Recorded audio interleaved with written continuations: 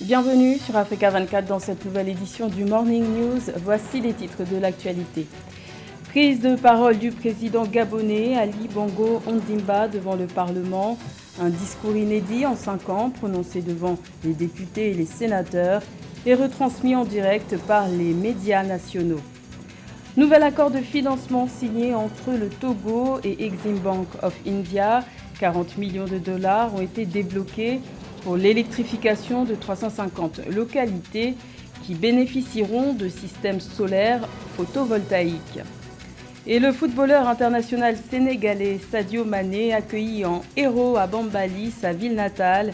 Le champion d'Europe avec Liverpool vient d'inaugurer un hôpital qu'il a financé sur fonds propres et offert à l'État sénégalais. Mais tout d'abord, c'est une première en 5 ans, mais aussi depuis son grave accident vasculaire cérébral. Le président gabonais Ali Bongo Ondimba s'est exprimé ce vendredi 25 juin devant le Parlement.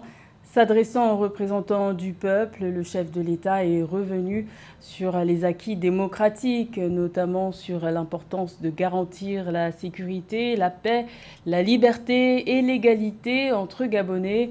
Le président Ali Bongo Ondimba a également évoqué avec fierté le siège non permanent du Gabon au Conseil de sécurité de l'ONU, un mandat qui débutera le 1er janvier 2022 pour une durée de 2 ans.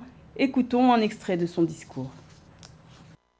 Mesdames et messieurs les parlementaires, aujourd'hui, plus que jamais que par le passé, nous devons nous rappeler la finalité de nos choix et de nos actes. Pourquoi cette quête d'une démocratie de plus en plus libérale? Pourquoi ces réformes audacieuses si ce n'est pour parvenir à la réalisation du bien commun au service du plus grand nombre? Notre boussole doit être celle-là: garantir la paix et la sécurité, promouvoir la liberté, l'égalité et le bien-être de tous nos compatriotes.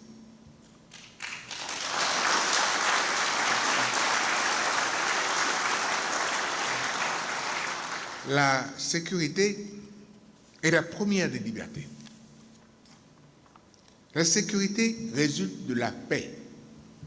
Cette paix, nous devons tout faire pour la préserver jalousement. Sur le plan extérieur, nous pouvons nous réjouir de la récente élection de notre pays au siège de membres non permanents du Conseil de sécurité de l'ONU.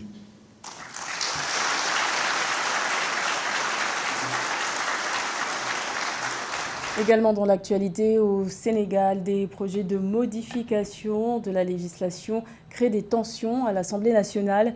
Ce vendredi 25 juin, un important dispositif sécuritaire a été déployé aux abords de l'Assemblée nationale alors que des projets de modification du code pénal et du code de procédure pénale devaient être examinés par les députés.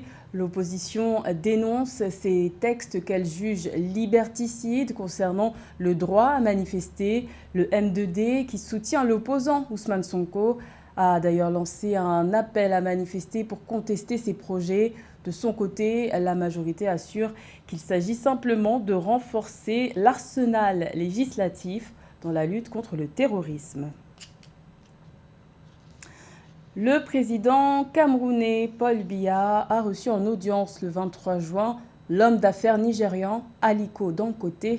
Lors de cette audience, la première fortune d'Afrique a été décorée par le chef de l'État camerounais.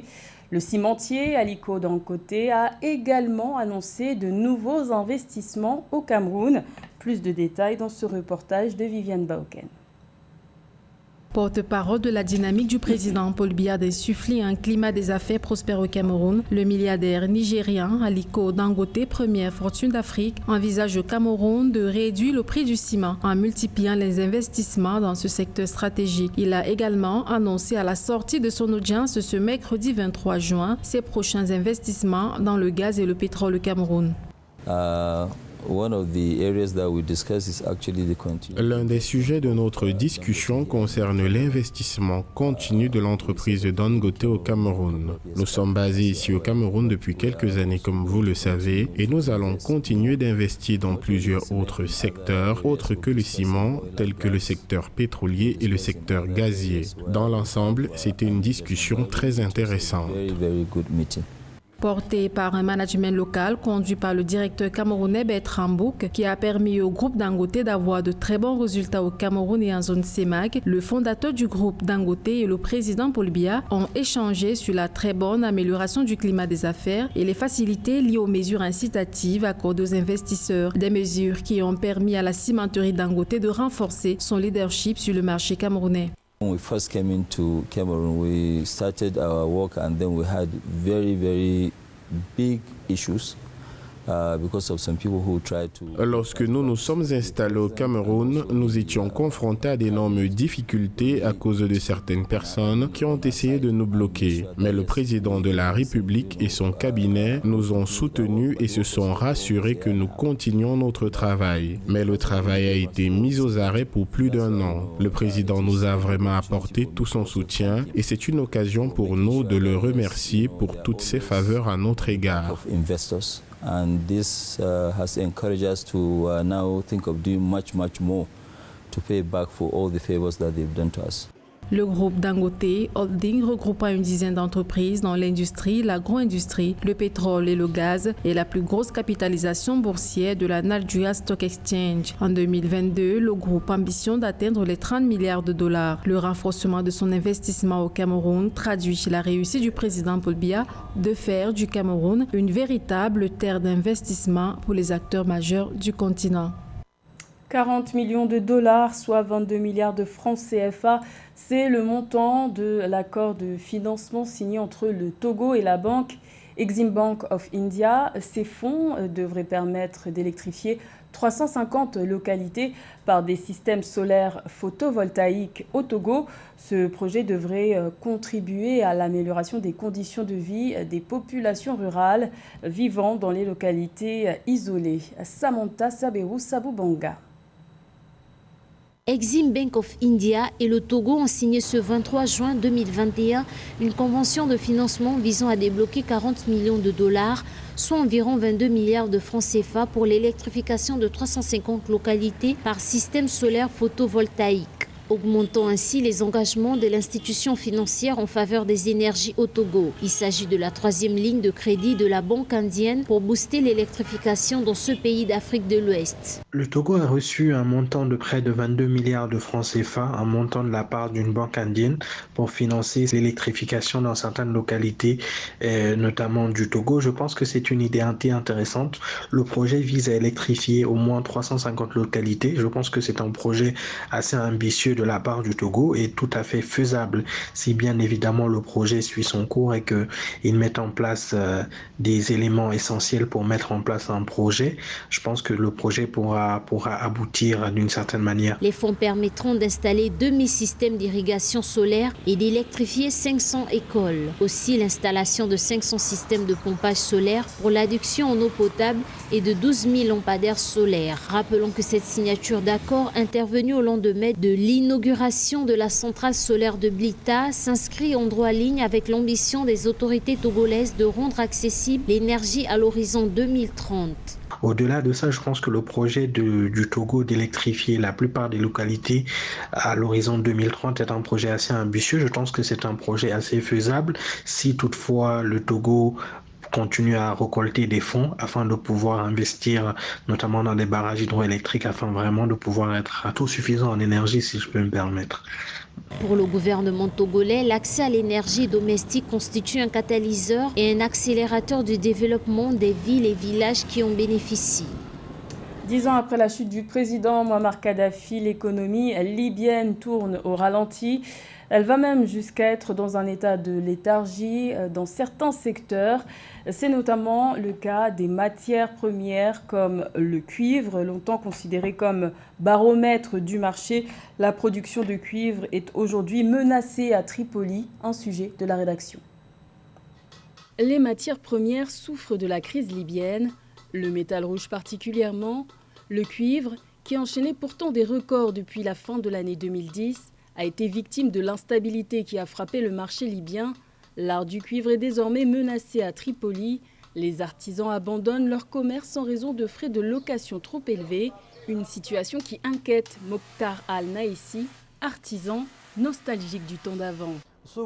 Le marché comprenait de nombreux artisans libyens et non libyens. Certains d'entre eux étaient des juifs, des turcs et des travailleurs venant de pays voisins tels que la Tunisie et l'Égypte. Le marché était bondé de différents artisans.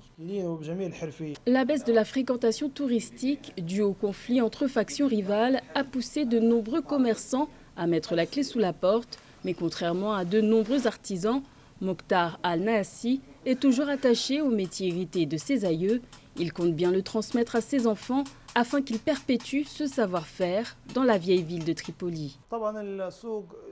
Le marché a plus de 200-250 ans. Cet artisanat remonte à 5 générations dans ma famille. Nous faisons partie des familles qui ont hérité de cet artisanat. Nous l'avons appris dès le plus jeune âge de mon père et mon père l'a appris de son père et j'en passe. Je ne quitterai pas ce métier. Bien que je sois diplômé d'université, je l'aime et je me sens passionné pour cela. Cela fait partie de mon identité.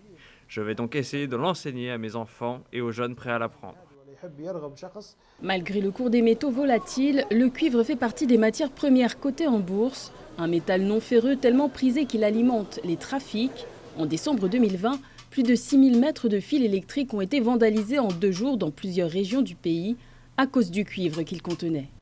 Le développement de l'entrepreneuriat féminin était à l'honneur le 23 juin dans la capitale camerounaise Yaoundé. Le programme e-Womentor a été lancé.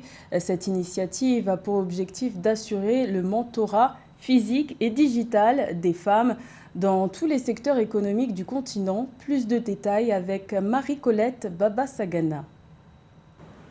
Capitaliser sur le savoir-faire, le réseau et les connaissances de la coalition pour bâtir un écosystème résilient et une économie digitale inclusive, tel est l'objectif que s'est fixé la coalition digitale lors du lancement officiel de son programme e-Mentor le 23 juin 2021 à Yaoundé.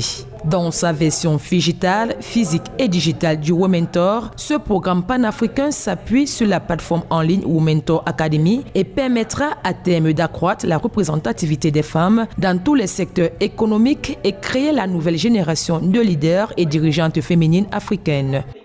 Que cette initiative a pour but de faire la promotion du leadership féminin et que ce que nous souhaitons, c'est par la mise en œuvre d'une plateforme en ligne, donc d'un programme digital, c'est-à-dire disponible en ligne et en physique, nous souhaitons réellement donner accès à toutes les femmes du continent en français et en anglais aux formations. Créé en 2017 par l'association Coalition Digitale, le programme e-Mentor permettra d'ici 2030 de former 500 000 femmes en leur offrant un passeport entrepreneurial pour en faire les leaders et l'icône du continent africain. Ce qui est important pour nous, c'est d'avoir une meilleure représentativité des femmes dans tous les secteurs socio-économiques. Parce que lorsqu'une femme est absente d'un secteur, c'est comme si vous vendriez un produit, mais à simplement 50% de votre population cible. Donc les femmes sont une force vive de notre continent. Elles ont toujours été entrepreneurs, elles sont à la base de l'entrepreneuriat. On a eu plein de modèles comme les Nana Benz et autres. Sauf qu'aujourd'hui, on ne peut plus faire de l'entrepreneuriat ou gérer une entreprise avec les anciennes méthodes. Il faut pouvoir s'arrimer au digital, il faut avoir des outils de communication, de marketing, il faut networker, il faut connaître les banques. Et vraiment, ce que nous voulons faire au travers de notre plateforme, c'est de connecter ces femmes à ce réseau. La cérémonie de lancement du programme e-Mentor a également été marquée par la remise des parchemins aux lauréates de la première et deuxième vague de candidates formées. Je fais partie de la deuxième promotion du programme e-Mentor de la coalition digitale promotion 2019-2020. Je viens de recevoir mon certificat d'ailleurs pour cette formation, entre guillemets. Grâce au programme, j'ai pu développer un réseautage professionnel. J'ai pu entrer en contact avec des personnes que je ne pensais pas pouvoir côtoyer, dans des grandes femmes, dans des grandes chefs d'entreprise, notamment mon mentor qui elle aussi, c'est elle qui développe le programme. Et aussi, je conseille à toutes les jeunes filles qui aimeraient développer des aptitudes professionnelles à s'engager dans la même lancée que moi, en devenant mentorée pour le programme e-Mentor. Parrainée par Liliane Massala, ambassadrice du Gabon en France, la Coalition digitale est une organisation non gouvernementale qui promeut dans l'émancipation de la femme, l'insertion socio-professionnelle des jeunes et le développement du numérique en Afrique. C'est un geste généreux qu'il accomplit en faveur de son pays. Le footballeur international sénégalais Sadio Mané a fait don d'un hôpital à Bambali, sa ville natale. Cette infrastructure financée sur fonds propres a coûté 350 millions de francs CFA. Elle devrait bénéficier aux populations de 34 villages du sud du Sénégal. Un sujet de José Douglas.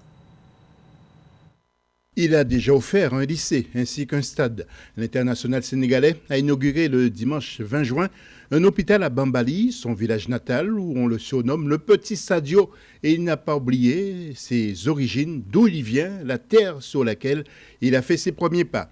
Un hôpital flambant neuf destiné aux habitants qui vivent sur place et dans les environs. Ma fierté est grande d'être ici, pour inaugurer cet hôpital acquis grâce à vous et pour vous. Il ne faut jamais oublier ses origines. Au contraire, faisons en sorte que chacun d'entre nous puisse apporter sa pierre à l'édifice pour bâtir un Sénégal rayonnant et prospère.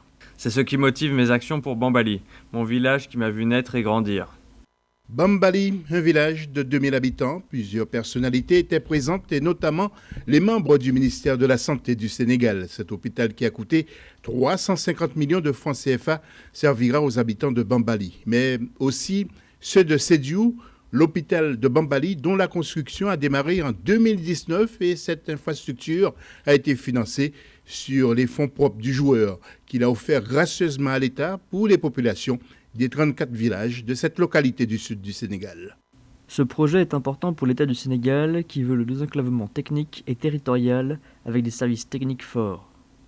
Inutile de vous dire que Sadio Mané a été accueilli en héros dans son village natal, Bambali, et dit-on, ce n'est pas un champion d'Europe qu'il a été célébré, mais pour l'inauguration de cet hôpital. Sadio Mané n'a pas fini d'impressionner par ses gestes généreux pour son pays. Bel exemple. C'était le journal de la rédaction. Merci de l'avoir suivi. L'information continue sur Africa 24.